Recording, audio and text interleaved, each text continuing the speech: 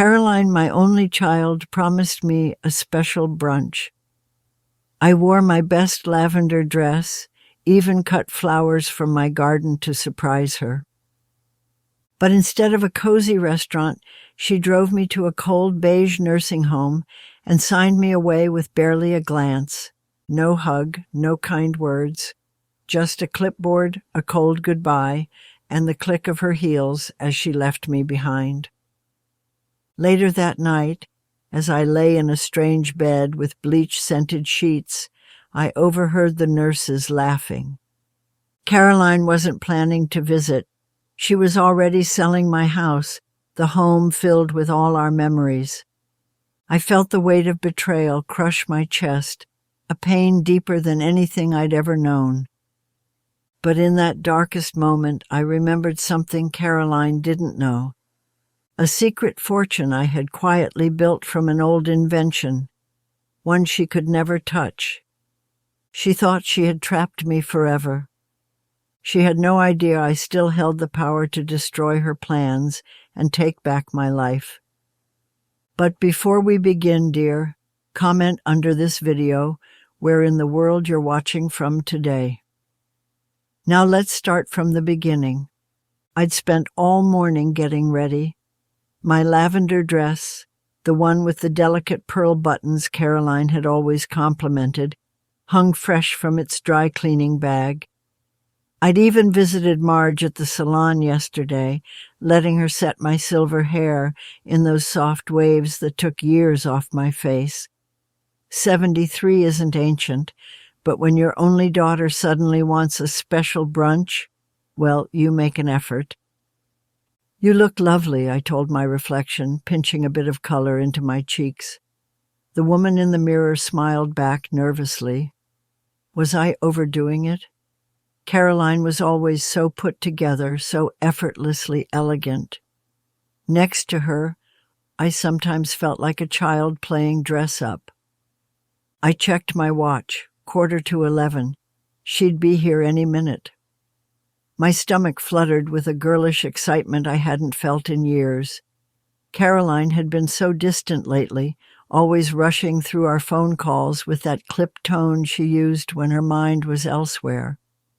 But today would be different. A special brunch, just the two of us. On my way out, I cut a small bouquet from my garden, daisies and sprigs of lavender that matched my dress. A little gift. Nothing extravagant, but Caroline had loved making daisy chains as a girl. Do children ever truly grow up in a mother's eyes? Even in her 40s, I still saw glimpses of that gap-toothed 6-year-old who'd climb into my lap with scraped knees and wild stories. The doorbell chimed, and I smoothed my dress one last time. "Mom," Caroline said when I opened the door. Her smile seemed tight around the edges. "You're ready. Good." No hug, no comment on my dress. I pushed away a flicker of disappointment. "I brought you these," I said, offering the little bouquet. Oh, thanks." She took them absently, then laid them on the passenger seat as I got in. They slid to the floor as she pulled away from the curb. I didn't mention it. "So where are we going?" I asked, settling into the leather seat of her sleek sedan. "That new place on Maple Street?" "No, somewhere different." Caroline checked her mirrors with sharp bird-like movements. A surprise. I smiled, watching familiar streets slide by, but as we drove, my smile began to falter. We were heading away from town, not toward it. The neighborhoods grew sparser, then industrial. "Caroline," I ventured, "I think we're going the wrong way for downtown." "We're not going downtown, Mom." Her knuckles whitened on the steering wheel. Something cold settled in my chest. "But the brunch—" "There is no brunch." The words fell between us like stones. We turned onto a long driveway leading to a squat institutional building. Pinewood Meadows, the sign read, Senior Living Facility. My breath caught. Caroline, what is this? She parked and turned to me, her face a mask of determined efficiency. Mom, I've been trying to tell you for months. You can't live alone anymore. You're getting confused, forgetful. That's ridiculous. My voice sounded thin, frightened. I manage perfectly well. My mind is sharp as ever. You left the stove on last month. Once anyone could. You called me at 3 a.m. because you thought someone was in the house. There were noises. It was the refrigerator, Mom. Caroline sighed, reaching for her purse. I've arranged everything. They have a lovely room ready for you. The world tilted sideways. This couldn't be happening. Not my Caroline, not my daughter. Please, I whispered, don't do this. For just a moment, something flickered behind her eyes. Doubt, perhaps, or guilt. But it vanished as quickly as it came. It's for the best, she said, opening her door. Come on. Inside, everything was beige and antiseptic. A receptionist smiled too brightly. Caroline signed papers with brisk efficiency while I stood frozen beside her, clutching my purse like a life raft. Residents shuffled past in slippers, some with vacant eyes that terrified me. Mrs. Johnson will show you to your room, Caroline said, not quite meeting my gaze. I've packed some of your things. The rest we'll sort out later. Later? My voice cracked. When you've sold my house, you mean? Caroline flinched. It's too big for you now. The stairs. I raised you in that house. The words tore from my throat. After your father died, it was just us. Don't you remember? The Christmas mornings? Your prom pictures on the staircase? Mom, please. Her eyes darted to the receptionist who was pretending not to listen. Don't make a scene. Caroline. I grabbed her hand. Don't leave me here, please, sweetheart. She extracted her fingers from mine. I'll visit soon, once you're settled. And then she was walking away, heels clicking on linoleum, not once looking back.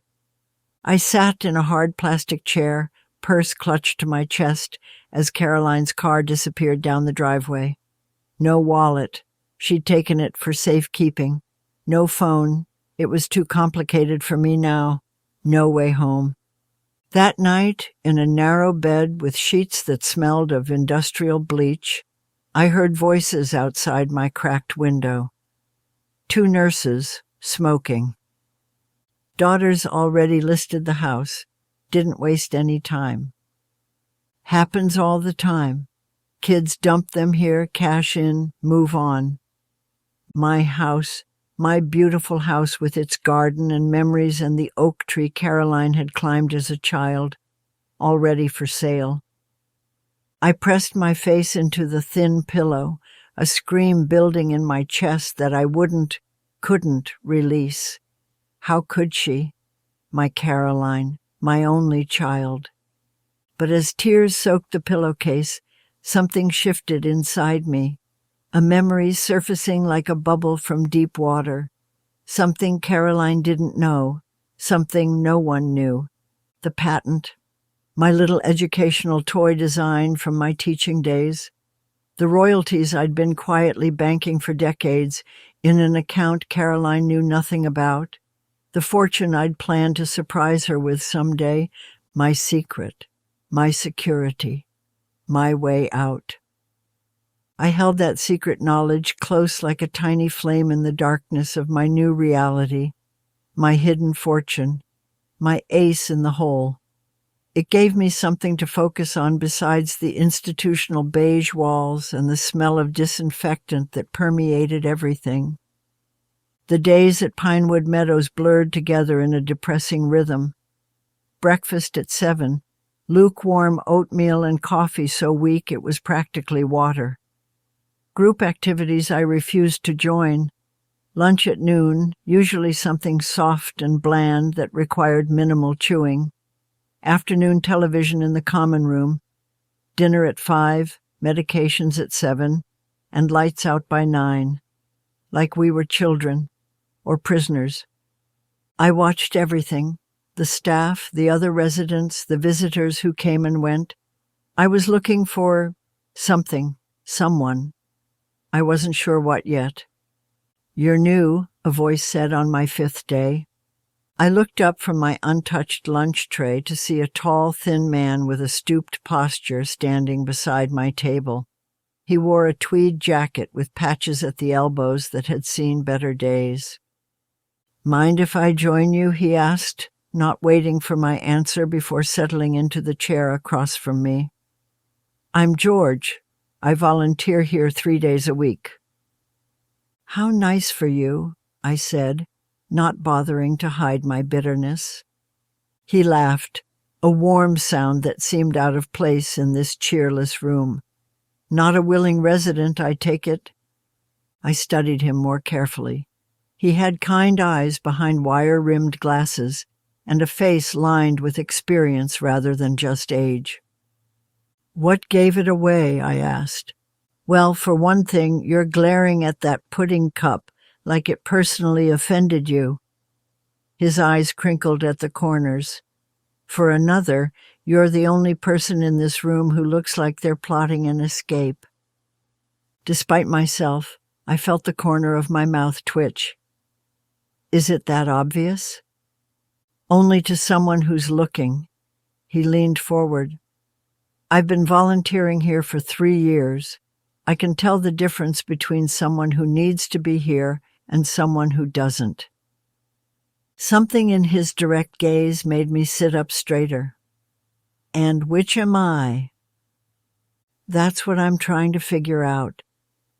He pushed my pudding cup toward me. "Eat your dessert. It's the only thing worth eating in this place." Over the next 2 weeks, George became my only bright spot in that dismal place.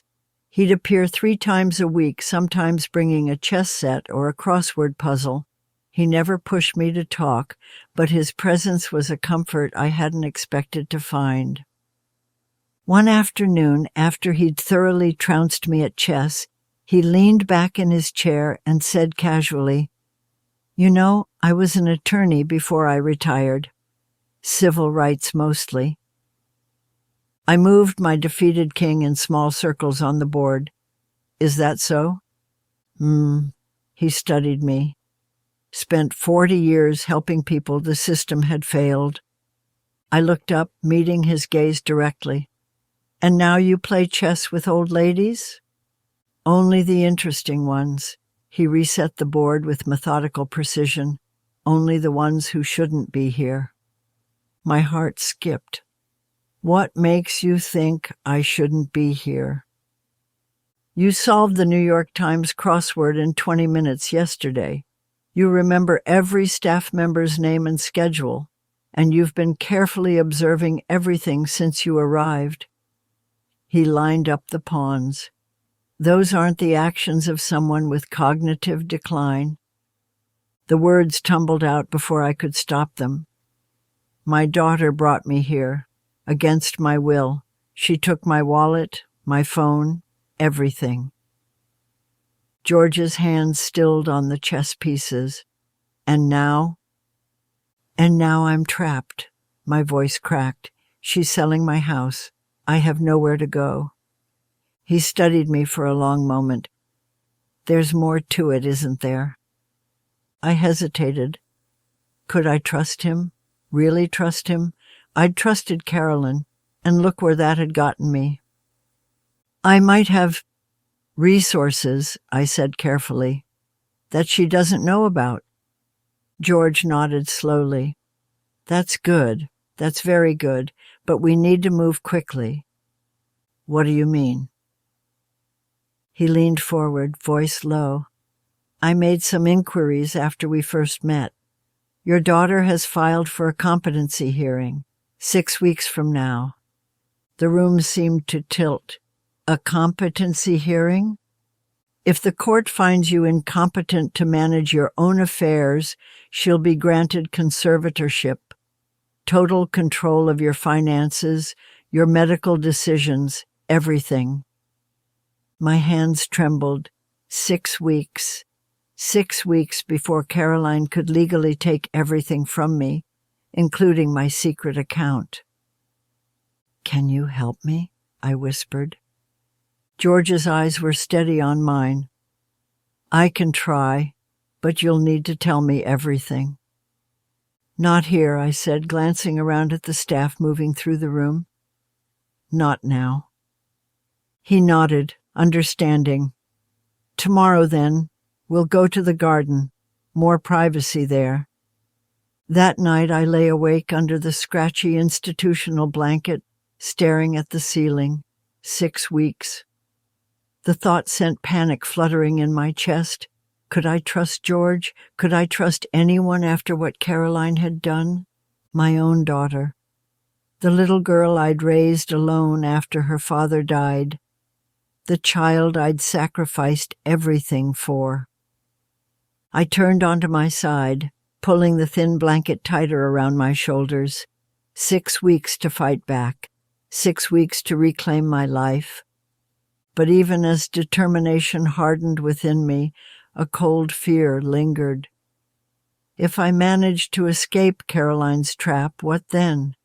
What would she do when she discovered I wasn't the helpless old woman she thought I was? What would happen when she learned about the money? I closed my eyes, but sleep remained elusive. Tomorrow I would tell George more, but not everything, not yet, not until I was certain. Because the stakes were higher than just my freedom now, much higher. George and I fell into a rhythm over the next few days. Each afternoon we'd find our way to the small garden behind the nursing home, a sad patch of withered plants and one stubborn oak tree where we could speak without being overheard. "Document everything," George instructed, handing me a small notebook. "Times, dates, conversations. We need to establish that you're of sound mind." I clutched the notebook, grateful for its weight in my hands. "What about getting my own lawyer?" "I've already filed the petition," he said. "The court should respond within a week." Hope flickered in my chest like a fragile flame. For the first time since Caroline abandoned me, I felt a sense of control returning. I threw myself into George's plan with quiet determination. I kept meticulous notes in tiny, neat handwriting, recording every interaction with staff, every meal, every medication. I requested cognitive evaluations from the facility's doctor, answering each question with careful precision. "Excellent work, doctor," Ramirez said after my third assessment. "Your scores are consistently high." I smiled, relief washing through me. "Will you put that in my file?" "Of course," she promised, making a note on her clipboard. But our small victories were short-lived. The court's response arrived with brutal efficiency. Request denied. The judge had determined that Caroline's lawyer would adequately represent all parties' interests. George's face darkened as he read the letter. "This isn't right," he muttered. "The judge didn't even review your case properly." My stomach twisted. "What do we do now?" "We keep fighting," he said firmly. "I'll file an appeal." That evening I borrowed the community phone and called Martha, my oldest friend. We'd taught together for 30 years, shared holidays, celebrated birthdays. If anyone would help me, it would be Martha. The phone rang 4 times before she answered. "Martha, it's me." A pause. "Oh, hello. How are you?" Her voice was strained, unnaturally high. My heart sank. "Martha, I need your help. Caroline's put me in a nursing home against my will. She's trying to take everything." "I'm sorry," she interrupted. Caroline mentioned you might call. She said, well, she explained everything. My fingers tightened around the receiver. Whatever she told you isn't true. She said you'd say that. Martha's voice softened with pity. Look, I need to go. My grandson is visiting. Martha, please. The line went dead. I tried 3 more friends after that.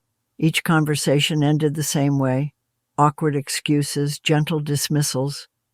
Caroline had gotten to all of them, spinning lies about my mental state. How could they believe her? I asked George the next day, my voice cracking. These people have known me for decades. He sighed heavily. People want simple answers. It's easier to believe an adult daughter than to consider she might be exploiting her own mother. But the worst blow came a week later. George arrived looking grim, a folder tucked under his arm.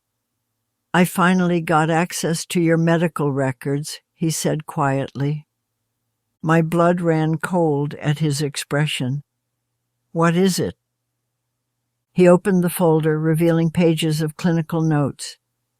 These documents claim you've been experiencing delusions, memory loss, and paranoia for the past year.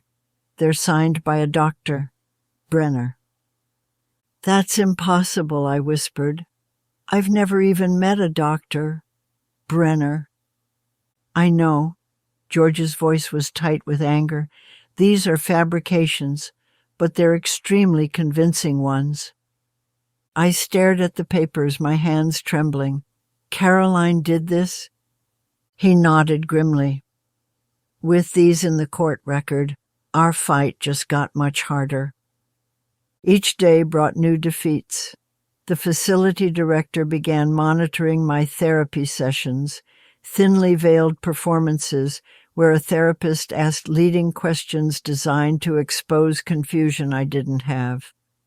I learned they were recording these sessions for the court. Please state your full name and today's date, the therapist would begin, speaking loudly as if I were deaf. Eleanor Margaret Williams. It's Tuesday, May 17th, I'd answer clearly. She'd write something down, then ask, and do you know where you are? In a nursing home where I don't belong, I'd reply. She'd smile tightly. Signs of agitation and disorientation, she'd murmur into her recorder.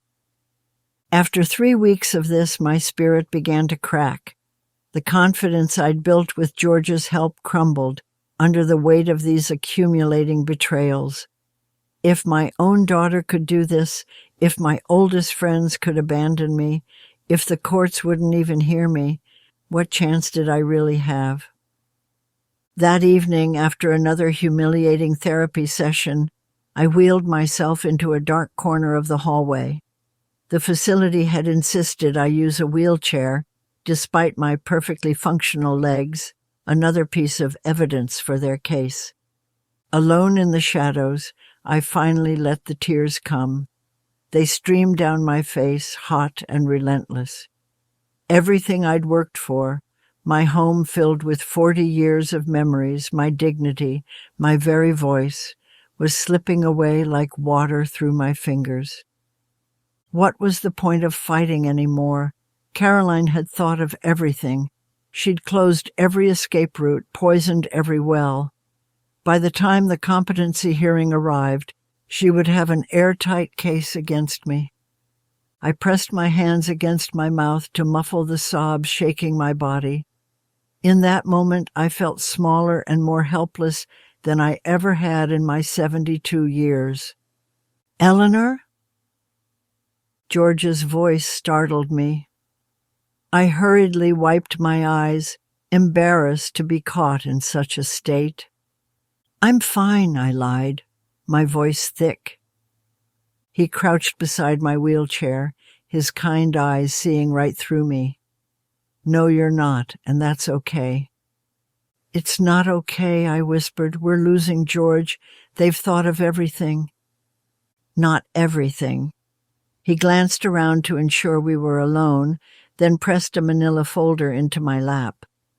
Plan B. I looked down at the folder. Someone had written those 2 words across the tab in bold black marker. What is this? George's voice dropped to a whisper. A different approach, riskier but potentially more effective. What do you mean? I mean, all is not lost, he said firmly, but it will require strength you may not know you have, and a willingness to take a significant risk. I clutched the folder, feeling its weight in my hands. Tell me. I barely slept that night, the folder tucked beneath my pillow like a talisman. Every time I closed my eyes, I saw Caroline's face as she'd driven away, not even looking back at the mother she was abandoning. But now, mixed with that pain, was something new, a tiny, fragile thread of hope. At first light, I sat up in bed and opened the folder. Inside were legal documents, financial statements, and handwritten notes in George's neat script. My eyes widened as I began to read, my heart quickening with each page. Good morning, George said quietly, appearing in my doorway an hour later with 2 cups of coffee. I see you've been busy. Is this real? I asked, looking up from the papers spread across my lap. This trust fund, it actually exists? He nodded, handing me a cup. Very real, and very much beyond Caroline's reach. The documents detailed a trust fund I'd established under my maiden name, Ellington, nearly 30 years ago. I'd created it after my educational toy patent had begun generating significant income, setting aside a portion for my retirement. Over the decades, with careful management and compound interest, it had grown substantially. I'd forgotten about this, I admitted, tracing my finger over my maiden signature. After Harold died, I consolidated most of my finances, but this one was separate. And thank goodness for that, George said, settling into the chair beside my bed, because you never added Caroline as a beneficiary or co-trustee. She has no legal claim to it. She doesn't even know it exists. I felt a flutter of excitement in my chest. So I can use these funds to hire an attorney? Fight the competency hearing? Yes, but there's a catch. George leaned forward. To access the trust, you need to appear before a judge and legally assert your independence. You'll need to demonstrate clear mental competence. At the competency hearing Caroline arranged, I realized. Exactly. It's a double-edged sword. The very hearing she's using to try to take control could be your path to freedom. I sipped my coffee, my mind racing. What are our chances? Better than they were yesterday, George said with a small smile, but still challenging. Caroline has laid groundwork with those falsified medical records. I nodded, returning to the papers. As I sorted through them, a separate document caught my eye, a bank statement I didn't recognize. What's this? I asked, holding it up. George's expression darkened. That's what I found when I was researching your trust. Look at the account holder's name. I squinted at the paper. Richard Harmon, Caroline's husband. I don't understand. Keep reading. The statement showed a pattern of large withdrawals over the past year, followed by payments to something called Coastal Holdings. At the bottom was a handwritten note from George. Coastal Holdings equals front for offshore gambling operation. Richard has a gambling problem? I asked, stunned. A massive one, George confirmed grimly. He's been hiding it from everyone, including Caroline, but he's in deep, at least $500,000 in debt, according to my sources. My hand trembled as I set down the paper, and my house is worth about that much after the market increase last year. The realization hit me like a physical blow. So this whole thing, putting me away, taking control of my assets, it wasn't Caroline's idea at all. It was Richard's. The timing fits, George said gently. His debts came due around the same time Caroline suddenly decided you needed specialized care. I pressed my hand to my mouth, tears stinging my eyes. Richard, who'd called me Mom for 20 years. Richard, who'd spent holidays at my table, who'd helped me plant my garden after Harold died. Richard had engineered my imprisonment for money, and he'd used my own daughter to do it. I trusted him, I whispered. I loved him like a son. George reached over and squeezed my hand. I know. I'm sorry. For several minutes we sat in silence as I processed this new betrayal. Then gradually something shifted inside me. The shock and hurt began to harden into something else. Determination. So, what's our plan? I asked, straightening my shoulders.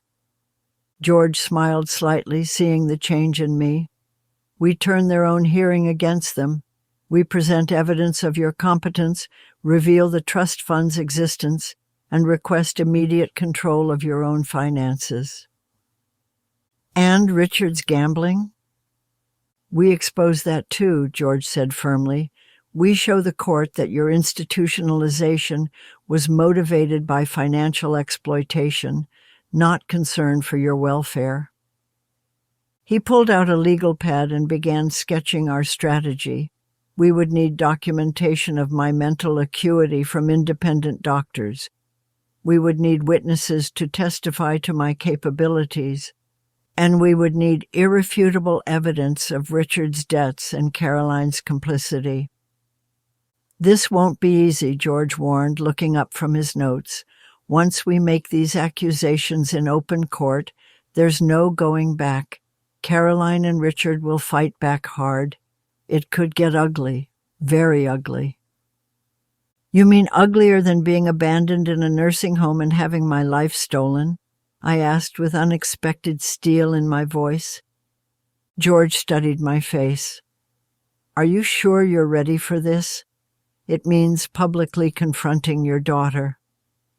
I thought about Caroline, the baby I'd rocked through countless nights, the child whose scraped knees I'd bandaged, the woman whose education I'd sacrificed to provide.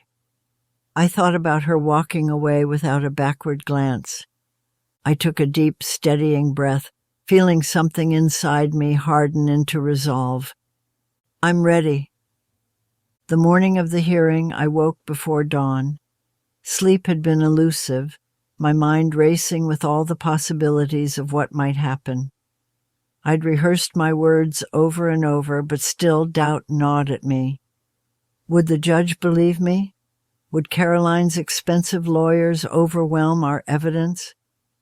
I dressed with deliberate care, selecting a powder blue dress with a modest neckline and sleeves that covered the bruises from my last fall. George had emphasized the importance of appearance. Unfair as it was, the court would judge my competence partly on how I presented myself. Remember, he'd coached, stand straight, make eye contact, speak clearly and directly. My hands trembled as I fastened my pearl earrings, Harold's gift on our 30th anniversary. I studied my reflection, barely recognizing the woman who stared back. The nursing home's fluorescent lighting had washed out my complexion, and worry had etched new lines around my eyes. But there was something else there, too, a hardness, a resolve I hadn't seen in decades. You can do this, I whispered to myself, for your home, for your dignity, for the truth. George arrived promptly at 8, his ancient Volvo idling outside the home's entrance. The staff had been instructed to let me attend the hearing. They could hardly refuse a court order, but Nurse Baxter made her disapproval clear as she wheeled me to the door. "Don't get your hopes up," she muttered. "These things usually go the way the family wants." I smiled thinly. We'll see about that. The courthouse was an imposing granite building with wide steps leading to heavy wooden doors. George helped me navigate them carefully, my legs unsteady after weeks of limited mobility. Inside, the marble floors echoed with hurried footsteps and hushed conversations. And then I saw her. Caroline stood near the courtroom entrance, elegant in a charcoal suit, her hair swept into a perfect chignon. Richard hovered beside her, his ruddy face betraying nervousness despite his confident stance. When Caroline spotted me, she leaned over to whisper something to her lawyer, then offered me a smile that didn't reach her eyes, a patronizing smile that said, "Poor confused mother, this will all be over soon." I straightened my spine and met her gaze directly. The smile faltered. Inside the courtroom, we took our places. The room was smaller than I'd expected, with dark wood paneling and uncomfortable benches. Judge Harriman, a stern-faced woman with silver-streaked hair, called the proceedings to order. Caroline's lawyer went first, a slick man with expensive cufflinks who spoke about me as if I weren't present. Mrs. Eleanor Blackwood, while once a capable woman, has unfortunately experienced significant cognitive decline, he announced smoothly. She becomes confused about dates and times, misplaces important items, and has shown increasingly poor judgment regarding her personal safety and finances. He presented the falsified medical reports, testimonials from concerned friends, none of whom were present, and photographs of minor disarray in my home that somehow proved my inability to care for myself. I watched Judge Harriman's expression grow increasingly sympathetic toward Caroline. My heart sank. George squeezed my hand reassuringly. "Your Honor," Caroline's lawyer concluded, "Ms. Harmon simply wants what's best for her mother. Granting her conservatorship would ensure Mrs. Blackwood receives proper care while her assets are protected for her benefit." Judge Harriman nodded thoughtfully. "Thank you, counsel. Before I hear from the respondent, are there any other matters from the petitioner?" Caroline's lawyer smiled confidently. "No, Your Honor." "Very well, Mr. Peters, you may present your client's position." George rose, straightening his slightly rumpled jacket. Unlike Caroline's attorney, he carried a battered leather briefcase rather than a sleek attaché case. But when he spoke, his voice resonated with quiet authority. "Your Honor, we not only contest this petition, but present evidence that it constitutes elder abuse and financial exploitation." A murmur rippled through the courtroom. Caroline's smile vanished. "Mrs. Blackwood was abandoned at Shady Pines without her consent, without her personal belongings, and without access to her financial resources," George continued. "This was not an act of care, but of calculated dispossession." He approached the bench with our carefully prepared exhibits, my independent cognitive evaluations, witness statements from nursing home volunteers, and, most critically, the documentation of my trust fund and Richard's gambling debts. "Your Honor, I draw your attention to Exhibit C," George said, placing the financial records before the judge. "Mrs. Blackwood possesses substantial assets unknown to her daughter, assets that remain under her sole control unless she is declared incompetent." The judge examined the documents with narrowed eyes. "And Exhibit D," George continued, "shows forged medical assessments created to support this petition. If you'll note the signature comparison on page 3, these forgeries trace directly to Richard Harmon, Mrs. Blackwood's son-in-law." I watched Caroline's face drain of color as the evidence mounted. She turned to Richard, who had begun to sweat visibly, his collar suddenly too tight. "Your Honor," George concluded, "we request that this petition be dismissed immediately and that the court refer this matter for criminal investigation." Judge Harriman looked up from the documents. "Mrs. Blackwood, would you like to address the court?" I rose slowly, my heart hammering. The courtroom fell silent. "Your Honor," I began, my voice surprisingly steady, "I taught elementary school for 32 years. I raised my daughter alone after my husband's early death. I managed my household and my finances without assistance. I'm not confused, incompetent, or in need of protection." I turned slightly toward Caroline. What happened was simple. My daughter and her husband wanted my house to cover his gambling debts. They thought I wouldn't fight back. They were wrong. I spoke without bitterness, just stating facts. The judge watched me intently, her expression unreadable. When I finished, Judge Harriman sat silent for a long moment, reviewing the documents once more. Finally, she looked up. "Based on the evidence presented, I am denying the petition for conservatorship. Furthermore, I am ordering an immediate criminal investigation into these allegations of elder abuse, fraud, and financial exploitation." She turned toward Caroline and Richard, her expression hardening. "Bailiff, please detain Mr. Harmon pending formal charges.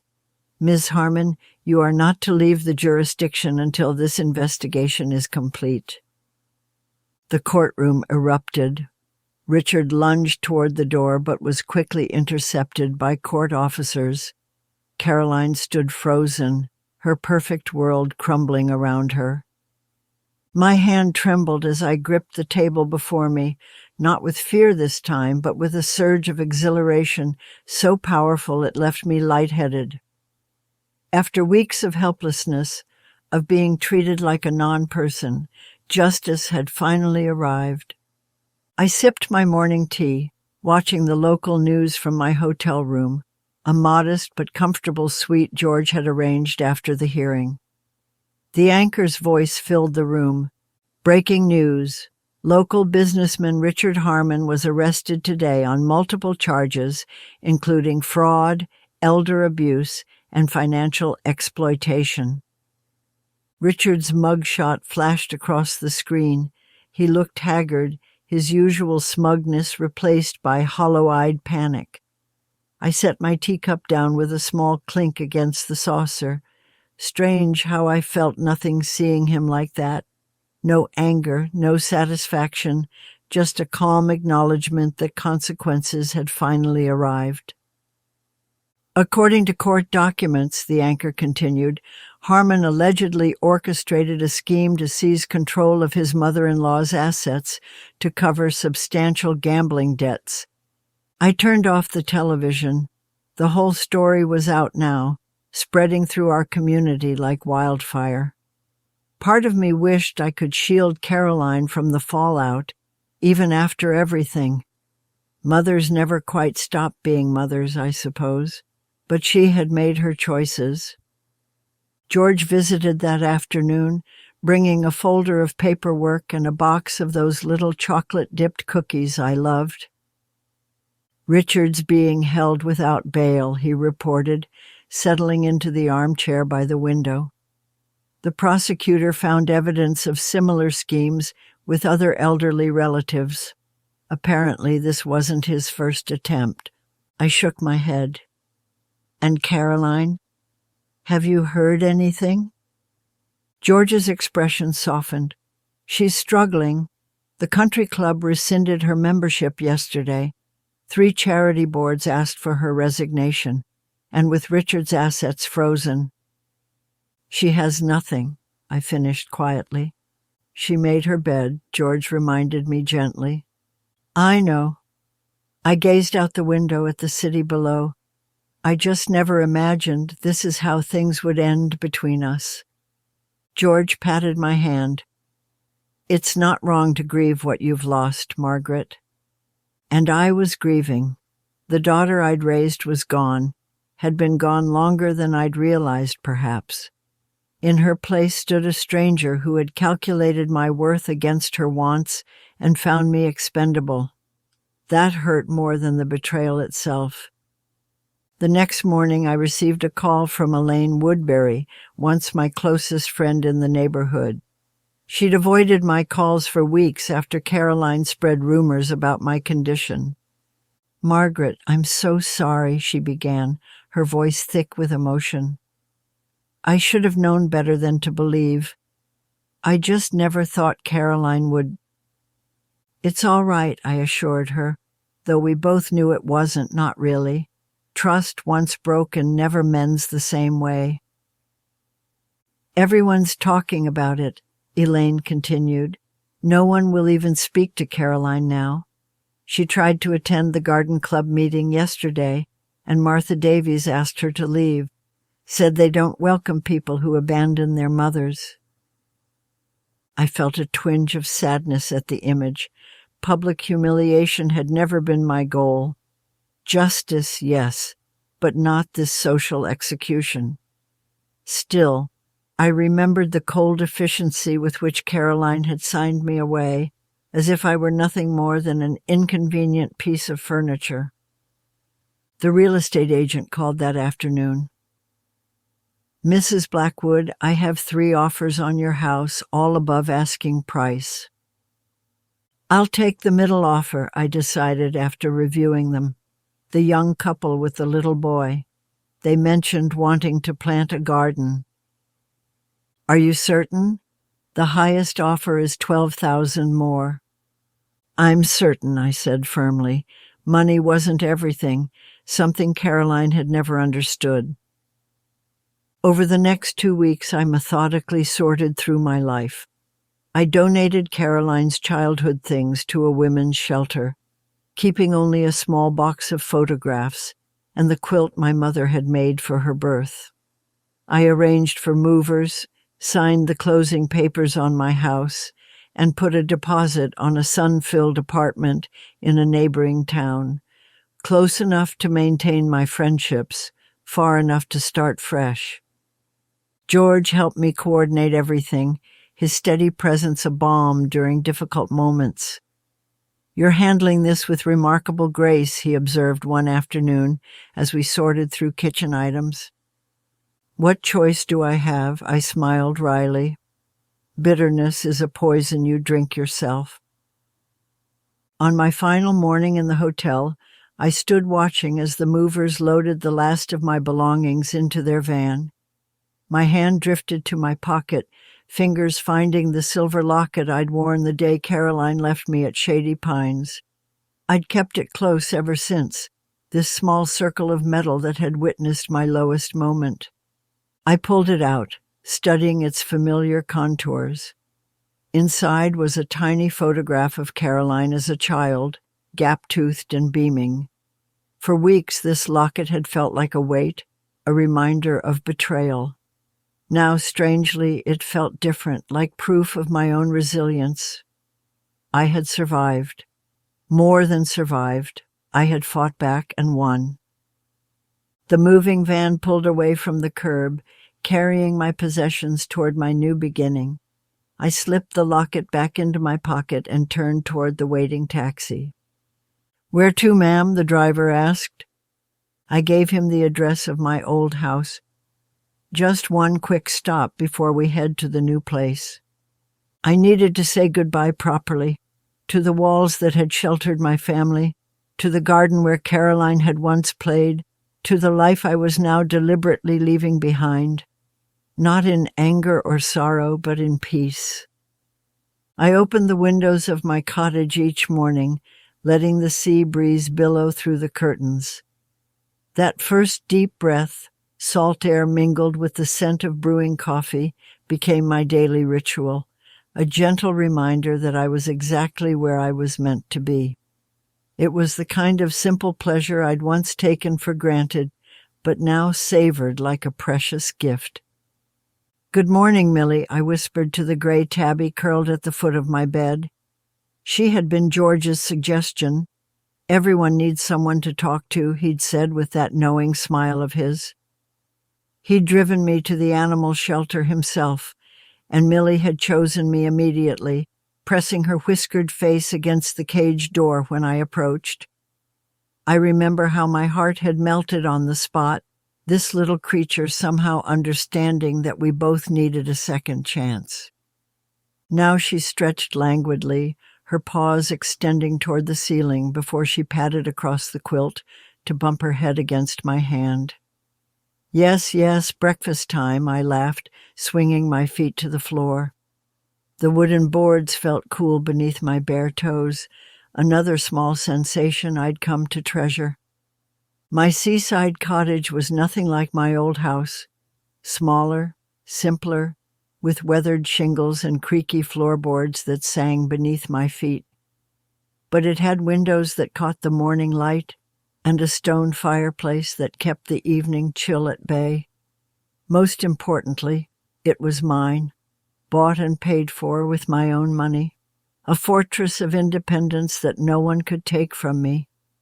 No more decisions made behind my back, no more signatures forged on documents I'd never seen.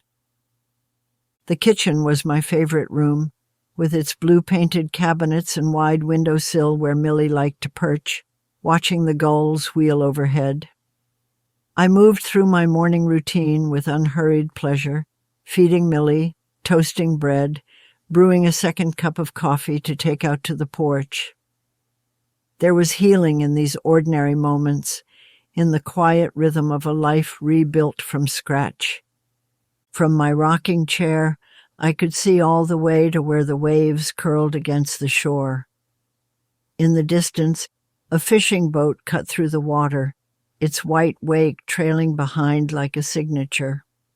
How different from those first disorienting days at Shady Pines, when I'd felt like a ship without anchor, drifting in a sea of uncertainty. The memory still stung, but less sharply now, like touching an old scar rather than an open wound.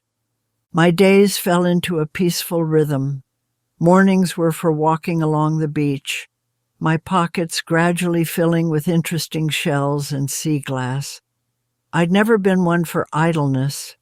40 years of teaching had ingrained the habit of purpose, but I was learning to appreciate the quiet moments, the simple act of existing without agenda. Was this what I'd been missing all those years, rushing from classroom to committee meeting to family obligation? This gentle communion with myself? Afternoons, I read books I'd always meant to get to, curled in the window seat while rain pattered against the glass. Or I'd drive into town, chat with the librarians, have lunch at the small cafe where they knew me by name now. The usual Mrs. Blackwood, they'd ask, and there was comfort in being recognized, in belonging somewhere new. Sometimes I wondered if Caroline had any idea how resilient her mother could be. Probably not. She'd always underestimated me.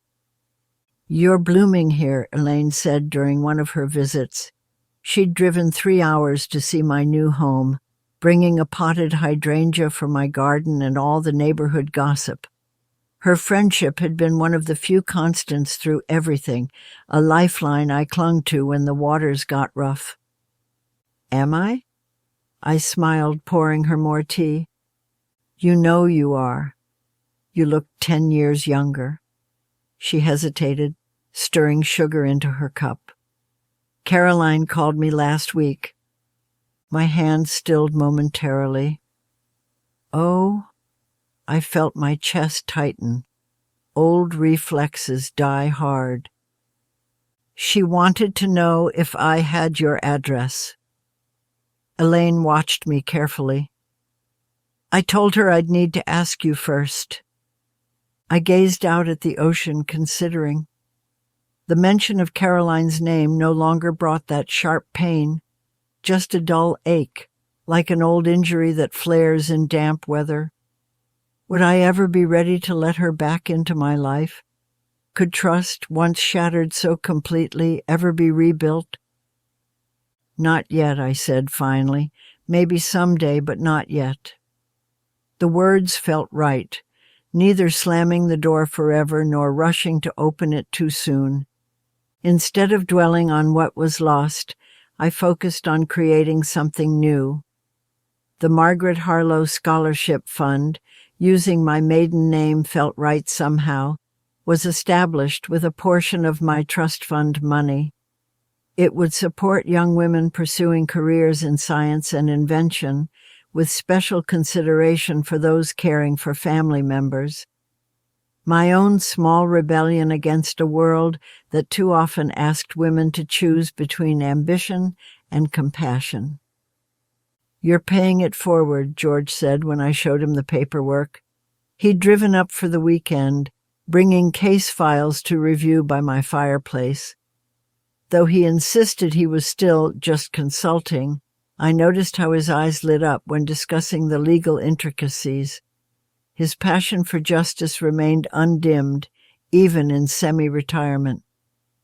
"It feels right," I told him, "to turn something painful into something hopeful." And it did. Each scholarship would be a light kindled from the ashes of betrayal. As summer faded into autumn, I found myself settling deeper into my new life. I joined a book club at the library, volunteered at the local elementary school, and even tried my hand at watercolor painting, with decidedly mixed results that made Millie and me both laugh. My rendition of the lighthouse looked more like a melting ice cream cone, but it didn't matter. The joy was in the trying. One evening, as October painted the sky in deepening shades of gold and pink, I wrapped myself in a soft quilt and settled into the porch swing. Millie jumped up beside me, purring as she kneaded my lap. The sun was sinking into the sea, its last rays stretching across the water like golden fingers. I touched the silver locket that still hung around my neck. I'd considered getting rid of it many times, this small memento of betrayal. But somewhere along the way, its meaning had shifted. Now it reminded me not of what I'd lost, but of what I'd found within myself. Strength I never knew I possessed, courage to begin again. Who would have thought that at 72 I'd be starting over? And yet here I was, not just surviving, but thriving. The breeze carried the scent of wood smoke and distant rain. I closed my eyes, feeling a smile settle on my lips, small but unshakable. I had lost everything I thought I needed, only to gain what truly mattered: peace, purpose, and the quiet joy of a life reclaimed.